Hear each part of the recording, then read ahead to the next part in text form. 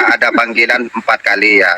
Kalau saya Bang Bagus ya Salokta, karena ini sudah keluar ya 50.000 atau tak 20.000 tadi sudah disebut, dia mau nyerang ya. Saya siap sekarang juga, saya andai kata terjadi sekarang juga saya langsung terbang Bang. Itu saja Bang.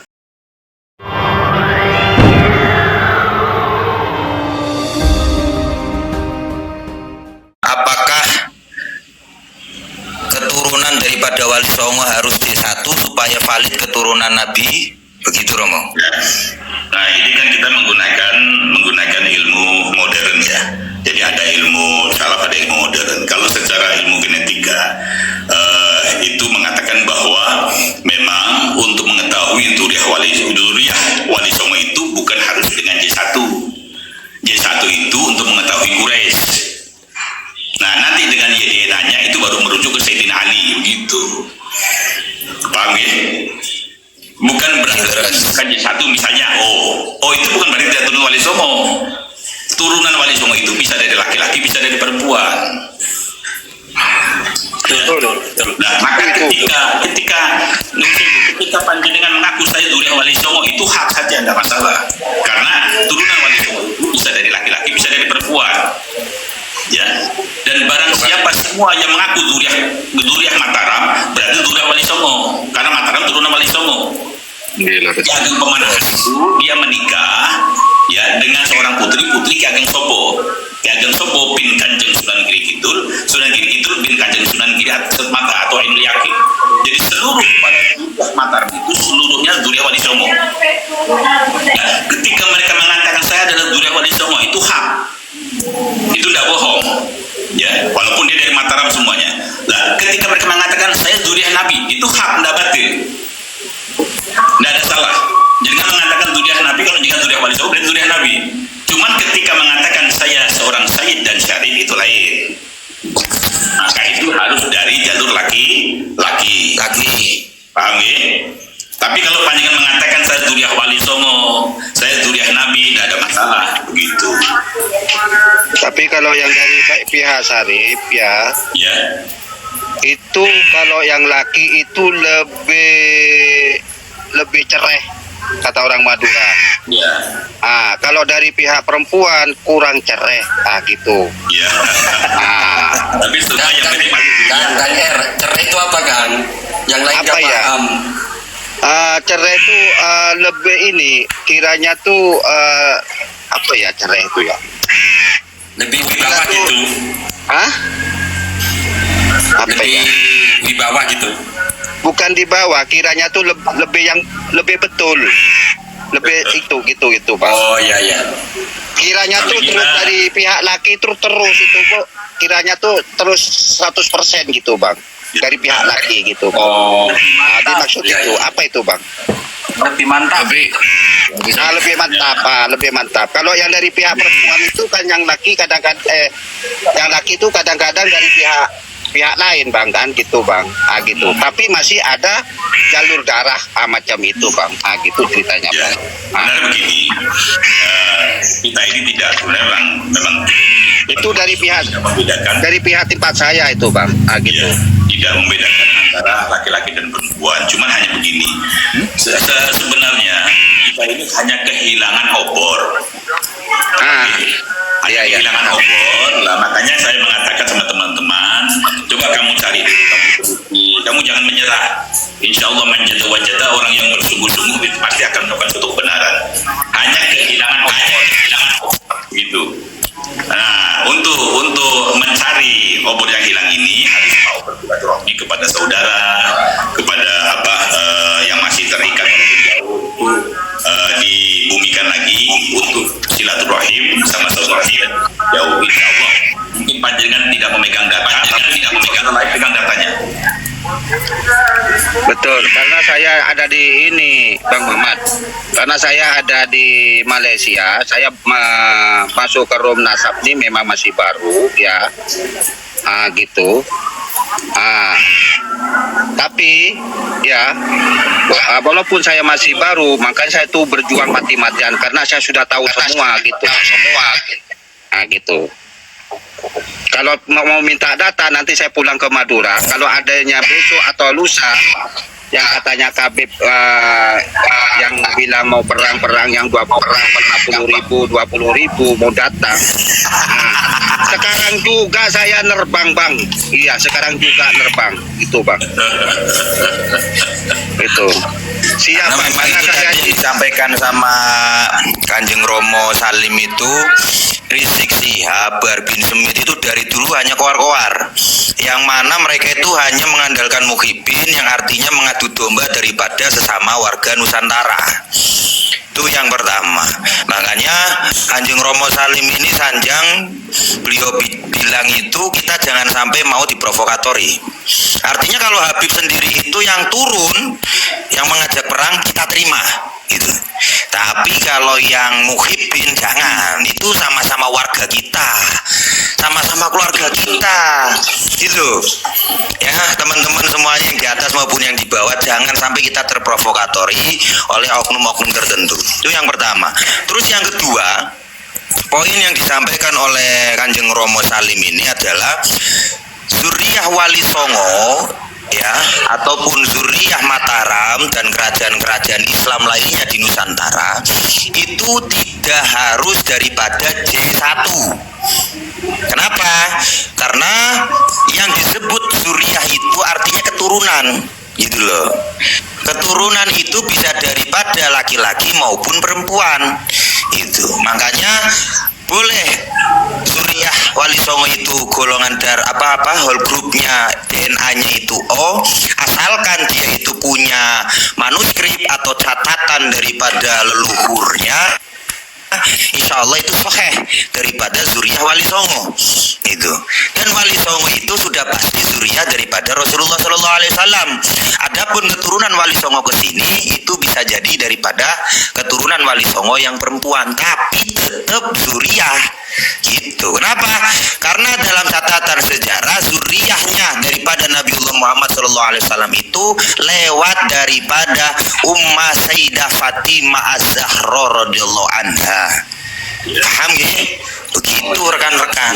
Jadi yang di bawah ini jangan koar-koar kalau Wali Songo itu bukan Zuriyah karena whole grupnya bukan CEO, bukan begitu.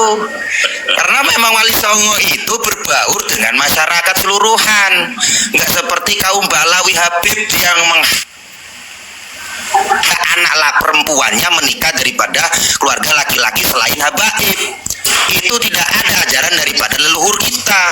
Mau perempuan mau laki-laki nikah sama siapapun toyib, asalkan keturunannya itu baik, orangnya itu baik, bibit bobotnya baik gitu loh.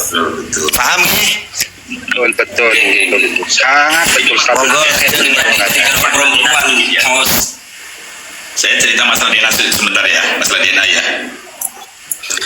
Kalau masalah DNA itu kan kita belum bisa mematenkan. Masalah DNA belum bisa mematenkan untuk Zuriyah Wali Songo, belum bisa dipatenkan. Karena kalau bagi saya begini ya, saya mengakui keluarga besar Zuriyah Wali Songo itu bukan dengan DNA, tapi dengan data sejarah leluhur panjenengan sendiri. Ketika panjenengan memiliki data sejarah leluhur, ya catatan-catatan akan kami akui. Itu seperti itu. Karena apa? Saya tidak ingin menyakiti para saudara-saudara kita Zuriyah Wali Songo. Ya hablum grupnya bukan J1.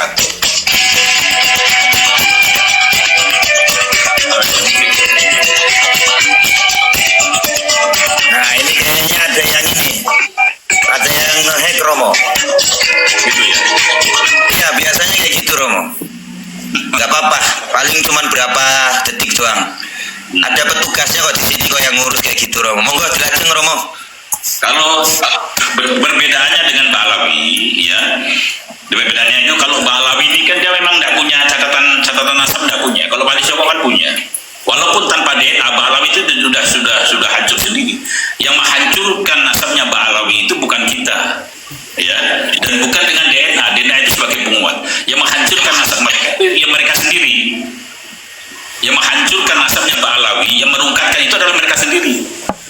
Karena apa? Karena ketika mereka mengaku sebagai zuriyah Nabi, dengan pangkat predikat nasab yang paling sohih, tetapi ketika kita meminta bukti kesohihan nasab mereka dan mereka tidak bisa buktikan kesohihan nasab mereka dengan ilmu, maka berarti mereka merungkatkan nasab mereka sendiri. Paham ya? Jadi Wali Songo ini, keluarga Wali Songo ini tidak pernah mentolak dan tidak pernah memutuskan nasabnya para habaib, kecuali habaib itulah memutuskan nasabnya sendiri. Kalau memang habaib ini benar mereka zuriat Nabi, semestinya mereka itu sudah memiliki satu data manuskrip yang kuat. Tetapi ketika mereka tidak memiliki data manuskrip yang kuat yang menunjukkan ketersambungan nasab mereka sampai Rasulullah, berarti mereka merungkatkan nasab mereka sendiri. Jadi Wali Songo ini tidak pernah mentolak nasab seseorang. Itu yang harus dicamkan baik-baik. Jadi seperti Kiai Imad itu dia tidak pernah, Kiai Imad itu tidak pernah memutuskan nasab para habaib. Tetapi hasil penelitian keilmuan yang Kiai Imad pelajari itulah yang menunjukkan nasabnya para habaib terputus. Jadi ketika mau menyalahkan, ya silahkan nyalahkan keilmuan. Dan yang paling penting, para habaib dulu ini menghina para ulama-ulama kita seperti Syekh Hasyim Asngari, Syekh Khalil Bangkalan dan yang lainnya. Dengan apa? Ya, mereka sekarang menggunakan para ulama-ulama kita untuk mensohihkan nasab mereka. Yaitu dengan menggunakan Syekh Hasyim Asngari yang di dalam kitabnya memanggil mereka Sayyid. Nah, ini saya peringatkan. Ya, mereka ini sekarang menggunakan Hadratus Syekh Hasyim Asngari dan yang lainnya untuk mensohihkan nasab mereka.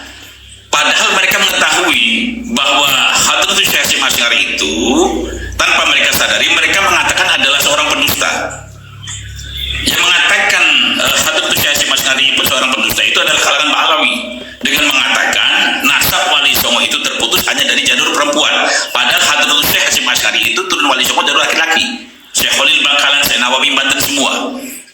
Nah, ketika mereka mengatakan memutuskan nasabnya para ulama-ulama besar kita dengan mengatakan nasab ke Wali Songonya itu adalah perempuan, berarti Syekh Hasyim Asngari, Syekh Nawawi dan yang lainnya ini secara tidak langsung mereka mengatakan mereka berdusta.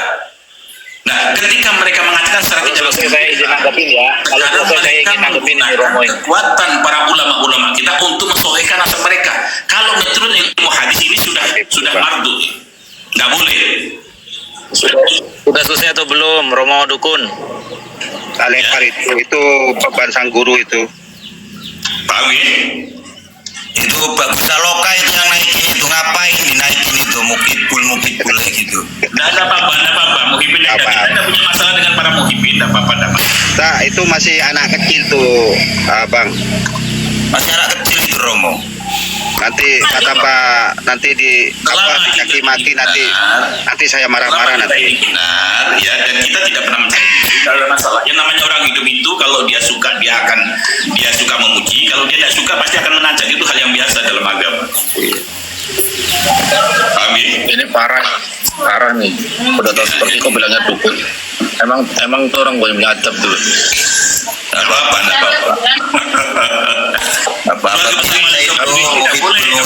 Seperti Rizik Syihab, Bahar Smith tidak boleh. Keluarga Wali Songo itu mau dicatat seperti apapun tetap keluarga Wali Songo. Dia wataknya tidak akan pernah berubah. Karena keluarga Wali Songo itu memiliki sifat yang arif dan bijak seperti para leluhurnya. Bukan seperti kalangan Ba'alwi. Mereka tidak bisa membuktikan keabsahan nasab mereka, tahu-tahu mereka yang marah-marah, kan ini lucu.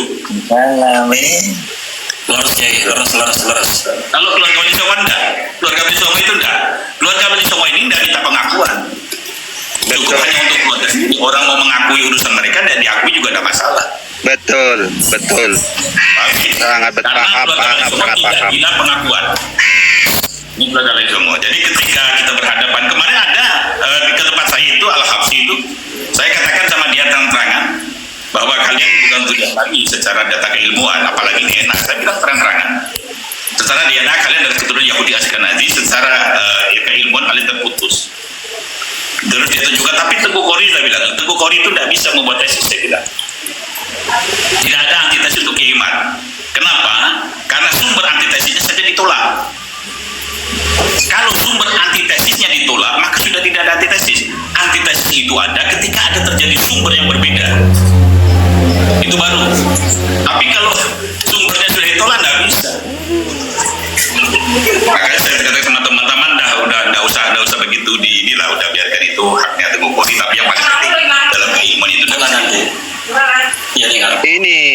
Bang Muhammad. Ya. Itu kadang-kadang di Bangkalan kan Sehona Holil yang disebut-sebut ya kan. Ye. Saya bilang gini, Sehona Holil itu penerusnya di Pulau Madura di Bangkalan itu mas saya. Tapi kamu harus lihat dulu yang sesepuh itu siapa. Ada lagi yang sesepuh itu mas saya.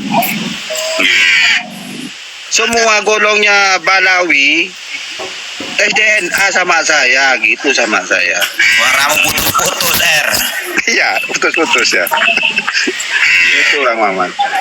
Jauh bang, lagi di Malaysia dia sinyalnya Malaysia, ya. nggak stabil kelihatannya. Oke, terus. Selepas itu ada salah satu di Banten, rupanya alhamdulillah saya berjumpa di saudara gitu. Rupanya yang di Banten pun itu masih orangnya kamu yang raja siapa? Tanugin. Raja Sultan Maulana Sarip sama Raja Sultan Sulaiman. Wah, alhamdulillah gitu saya jumpa ini itu mas saya. Itu. Kalau kata Bang Muhammad tadi, ya, Waalaikumsalam warahmatullahi wabarakatuh. Kalau di tempat saya gak butuh tes DNA. Yang penting saya keturunan saya tuh memang asli, itu saja, bukti sudah ada, silsilahnya semua asli, itu saja mas saya, itu saja. Tapi saya gak pernah ngaku. Gitu Bang. Iya Bang Negara, gantian yang. Oke, lanjut silakan. Oke, saya kasih mute. Assalamualaikum warahmatullahi wabarakatuh. Waalaikumsalam warahmatullahi wabarakatuh. Aturaken lepat luputipun tentang sedayanipun ingkang teng komal niki bagus saloka kathah lepate lahir batin nyuwun pangapunten. Sami-sami. Nggih. Terkait kali permasalahan sing jauh rame saat niki niku kan, kalau untuk yang sekarang itu sedang tenar-tenarnya daripada apa yang disampaikan Gus Fuad Fleret dan Rizik Syihab. Untuk yang sekarang itu yang sedang tenar-tenarnya sekarang. Bahkan dari kelompok mereka banyak melakukan ancaman-ancaman terhadap beberapa orang-orang terkait dengan apa yang disampaikan Gus Fuad Fleret. Nah, silakan untuk ditanggapi semuanya konsekuensi yang pas daripada ancaman yang disampaikan, penghinaan oleh Rizik Syihab terhadap umat mukmin ya. Bahasanya saya mengatakan umat mukmin, orang yang beriman, karena dibahasakan halayaknya sebagai hewan. Silahkan, terima kasih. Wassalamualaikum warahmatullahi wabarakatuh. Monggo yang lain lanjut. Yang mau bertanya jangan Abi. Silakan. Komentar. Saya nggak Oke, berani saya nanya menjawab sama ya. Kiai. Saya mau Kiai, Bang, saya minta Saudara turun, Sohor. saya ini sudah ada panggilan 4 kali ya. Kalau saya Bang Bagus ya Salokta, karena ini sudah keluar ya 50.000 atau tak 20.000 tadi sudah disebut, dia mau nyerang ya. Saya siap sekarang juga, saya andai kata terjadi sekarang juga saya langsung nerbang Bang. Itu saja Bang. Betul Bang. Tapi dari saudara-saudara saya ya, dari sampai ke Tanah Jawa, sampai ke Madura, apa itu semua, sampai ke Banten, sampai ke ini, alhamdulillah saya dengarkan ya, itu sudah siap seandainya terjadi, itu saja Pak. Oke, sekian, terima Sekar, kasih. tunggu Ya. dulu. Kalau mampir dulu tempatku dulu ya, ke Keningau, Sabah, Sarawak, nanti aku ikut. Nah, Sabah Sarawak ya jauh banget lah. Loh, Bang Sekar kan Malaysia. Ya, saya Malaysia, ada di Selangor Ya saya, Bang. sama. Oh, Selangor aja dekat, Bang. Nanti aku yang kesampean lah, kenjenengan Bang Sekar. Oke, siap, saya tunggu nanti kasih location nanti saya Bang. Ya. Sabah Sarawak sama Selangor ya naik pesawat 2,5 jam ya. Lumayan jauh, lumayan Ya, jauh.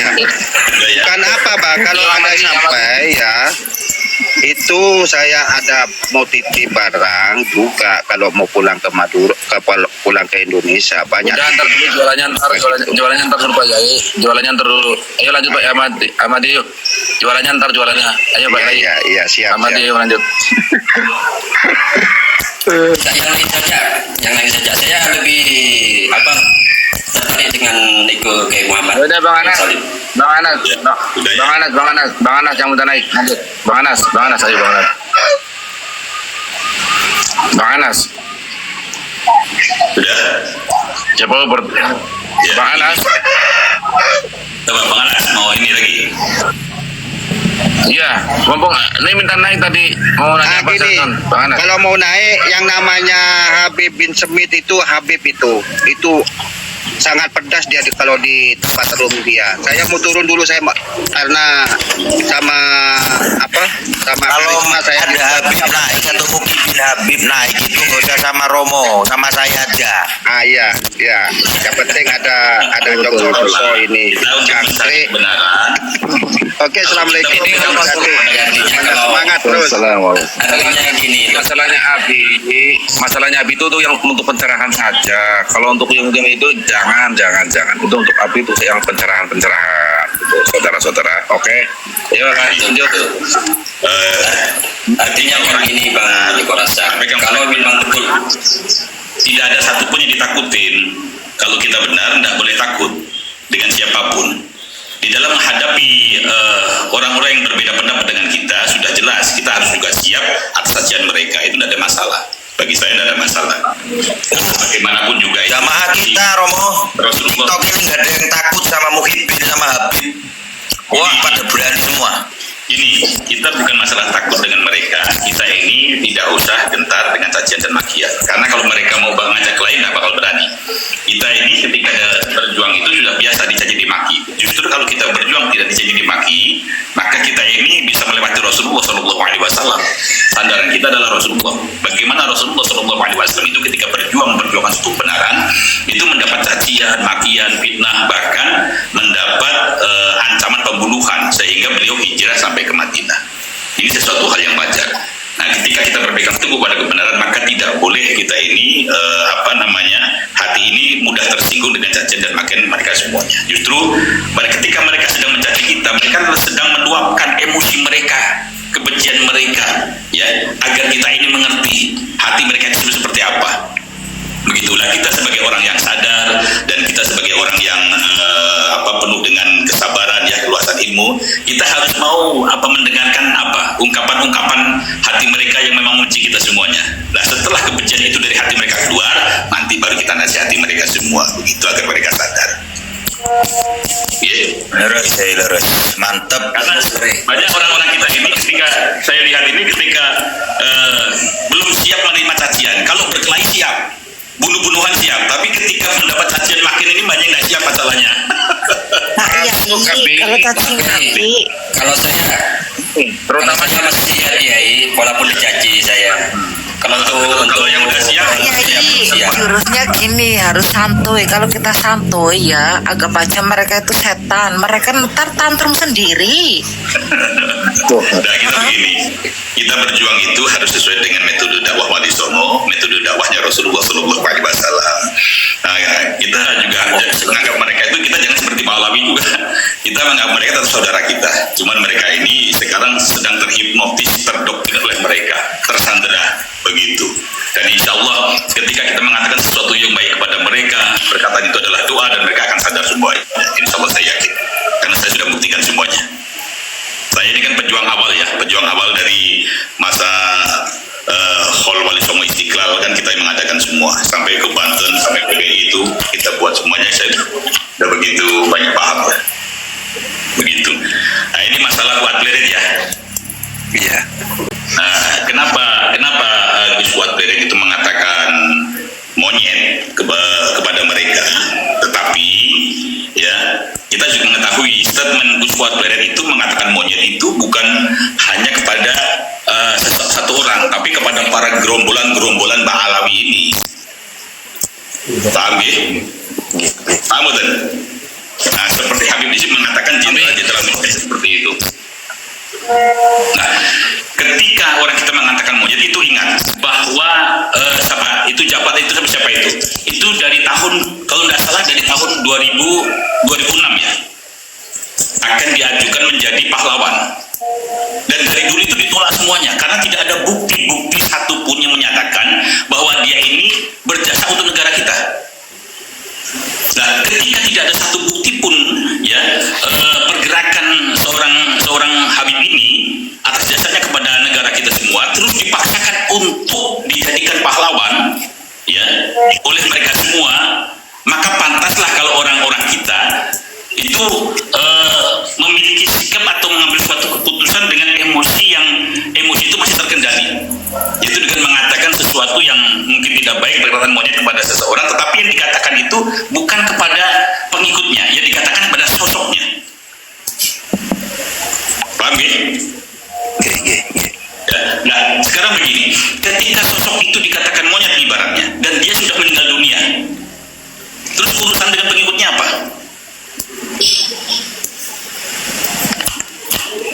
Bisa tidak meninggal dunia melaporkan? Nggak bisa. Pengikutnya dirugikan tidak? Ya tidak. Terhukum. Nah, kalau pengikutnya ini dia tidak mengatakan pada pengikutnya, terus urusan Gus Fuad Pleret dengan para pengikutnya apa?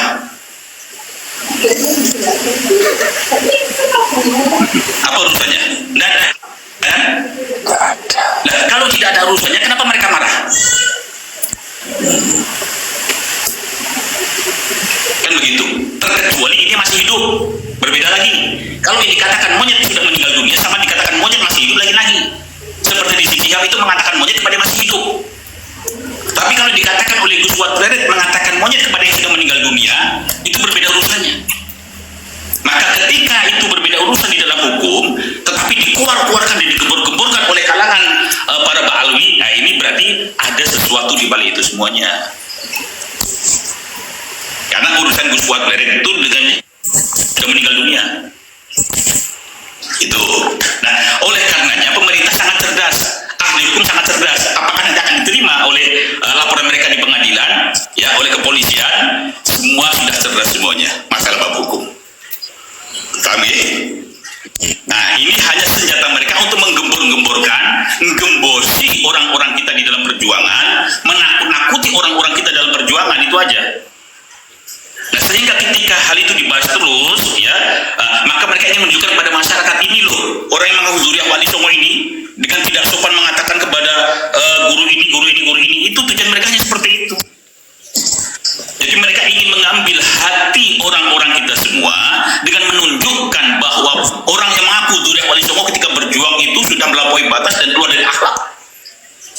Dan ini menunjukkan bahwa perjuangan kita ini seolah-olah ini perjuangan seperti perjuangan Inggris itu seperti itu kan. Hanya seperti itu.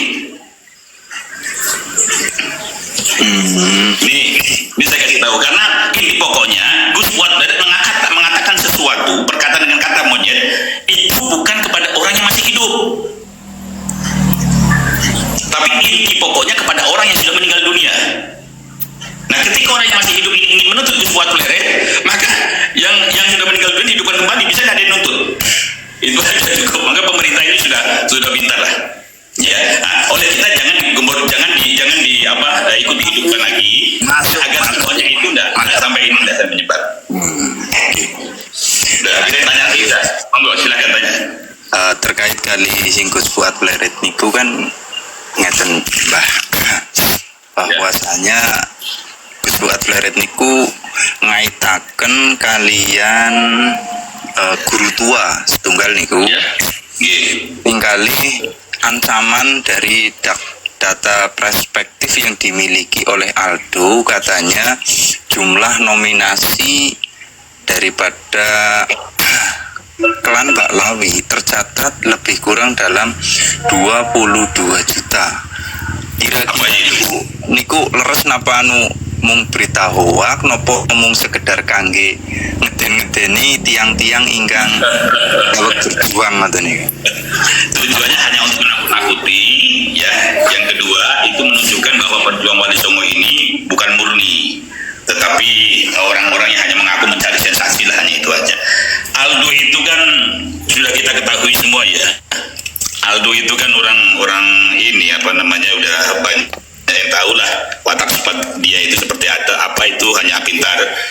kita membuat narasi yang intinya itu hanya untuk membuat suatu keributan. Ya kan orang yang tidak punya keberanian. Ya, sudah tunjukkan aja secara hukum, ini aja secara hukum, bisa enggak itu masuk ke ranah hukum ketika kita mengatakan sesuatu kepada orang yang telah tiada, ya, terus orang lain itu melaporkan dan hubungan mereka apa? Secara hukum bisa enggak? Itu enggak akan bisa. Kalau Hanya mereka itu kan membesar-besarkan untuk mengalihkan acara. Itu aja. Jadi kita jangan terpancing hanya mengalihkan acara. Nah, setelah seperti itu, ini urusan si Rizik Syihab ini. Nah, kalau urusan Rizik Syihab ini, ya ini hasutan untuk mengajak keributan, yaitu agar sesama pribumi, sesama bangsa itu mereka saling bertempur dan berperang. Ini hasutan berbahaya. Nah, ini yang bisa dilaporkan. Begitu.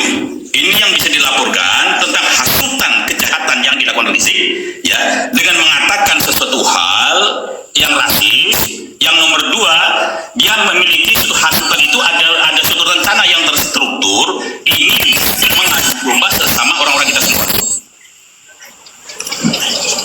Itu bisa dilaporkan itu. Nah, ketika orang-orang kita semua marah dan emosi ketika mendengarkan orasi Rizik Syihab seperti itu hal yang wajar. Dan ketika nanti terjadi suatu keributan, itu berarti imbas konsekuensi dari apa yang dikatakan oleh Rizik Syihab. Ya. Untuk dua perkara ini yang dibesarkan itu justru permasalahan hasutan Rizik Syihab yang ingin membuat suatu keributan. Bisa jadi nanti masuk merujuk ke perbuatan makar dia ini. Yang dihasut untuk, ya kan dia kan memimpin. Yang dihasut untuk berperang siapa? Muhyiddin kan? Iya, Nah, pengikut mereka ini orang mana? pribumi, Nah, untuk berperang sama siapa? pribumi juga. Nah, maksud Rizik ini apa? Saudara sendiri Provokasi. mengadu domba. Nah, gitu. Membuat kekacauan dia ini. Ya, betul. Tangkap ya. Ingin merusak negara kita, Tempatnya negara Indonesia. provokator mengajak ke arah kriminal, Ya, anarkis. betul. Berarti kalau dilihat dari kajian ilmu pendidikan terkait bahasa makar, mungkin Rizik Syihab sampai saat ini sudah masuk ke 20 atau 30% bahasa makar tersebut. Dari tindakan-tindakan yang telah dilakukan, propaganda yang dilakukan dia sendiri terhadap masyarakat pribumi. Mungkin sebetulnya sudah bisa loh untuk kita kasih penilaian bahwa Rizik Syihab ini betul-betul telah melakukan makar meskipun masih secara kecil gitu loh, dan rujukannya ke ranah yang lebih besar tentunya. Ya, karena setiap video jejak digital itu kan dikaitkan dengan jejak digital yang lain. Dan di jejak digital Rizik Syihab yang lain itu, dia itu pernah mengatakan sesuatu ketika dia itu ada di Mekah ya, di mana itu dulu. Iya, betul. Nah, ini yang harus kita pertanyakan. Nah, kenapa pemerintah tidak sigap, ya tidak bertindak cepat? Itu di situ. Bahkan gini, Karena apa? Ketika api itu kita biarkan, walaupun dia kecil kita biarkan, maka api itu akan membesar dan melalap semua. Jangan sampai api yang besar ini baru kita padamkan, maka tidak bisa. Mumpung dia masih kecil harus kita padamkan. Nah, maka disinilah nanti gejolak-gejolak dari para keluarga besar Wali Songo, gejolak dari para ulama-ulama Nusantara dan pribumi Nusantara tentang permasalahan untuk menghadapi para baalwi-baalwi yang mengadu domba ini semua. Nah, ketika panjenengan marah, itu hak panjenengan, tidak salah. Begitu ya. Karena apa? Karena sebagai warga negara Indonesia yang cinta terhadap negaranya sendiri. Tapi kalau masalah urusan Gus Patria itu hanya ancaman-ancaman belaka lah. Saya rasa tidak bakal diterima oleh kepolisian, itu laporan itu tidak diterima. Masalahnya urusannya dengan orang yang meninggal dunia. Jadi para petinggi itu tidak bisa semaunya sendiri. Saya punya guru nih, guru saya dihina sama orang terus saya laporkan, tidak bisa. Jadi yang bersangkutan meninggal dunia,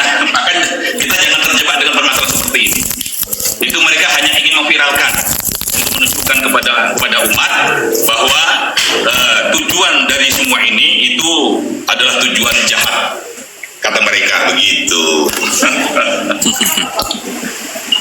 Paham ya? Nah, makanya kita para pejuang Wali Songo ini harus cerdas. Maka saya katakan kita ini harus cerdas ya. Satu, berpatokan landasan pada hukum negara. Dua, pada syariat. Tiga, pada pakem luhur Wali Songo. Kalau tiga pakem ini kita pegang, kita akan berjuang dengan maslahat, dengan tenang, dan pasti sukses. Tidak akan pernah terjadi sesuatu hal yang tidak kita inginkan. Biarkan mereka dulu yang mulai, jangan kita. Biarkan mereka yang mulai. Kita hanya menyambut. Begitu. Oke, siap ya. Makanya kalau Rizik Syihab dan gerombolannya itu menantang ya kita sambut gitu loh. Iya, Nanti habis kita sambut, kita sambit kan gitu Romongnya.